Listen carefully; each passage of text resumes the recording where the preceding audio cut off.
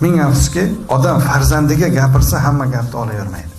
Chunki u ota-onasiga o'rganib qoladi. Shuning uchun shunday holatlar bo'lganki, qo'shnimga iltimos qilganman. Mana shu o'g'limni chaqirib, shu mavzuda gaplashib qo'ying. Men gapirgan bilan bolam menga o'rganib qolgan. Odatdagiday qabul qiladi. Men harakatim bilan isbotlayapman. Men o'sha men aytgan gapimga amal qilib oila boshqaryapman. Lekin bu uylandi. Oilasi bilan munosabatini qilish uchun siz ayting deb aytganman-da. Shuning uchun hozir farzandim bo'lganda ham, bo'lmaganda ham shu gaplarni aytaman. O'g'lim borasida kelsa, agar o'g'lim faqat erkak bo'lib katta bo'lishini xohlayman. Hozir jamiyatda erkak ayol munosabatlari juda aralashib qoldi. Erkaklik bu sharaf bu. Bizni muqaddas dinimizda shukronalarning orasida erkak bo'lib tug'ilgani uchun ham shukrona qilinadi. Men tushunaman, gender tenglik, boshqa. Men erkak bilan ayolda bo'lmoqchi emasman.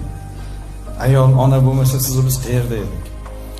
Erkak bitta jihati bilan ustun ayoldan.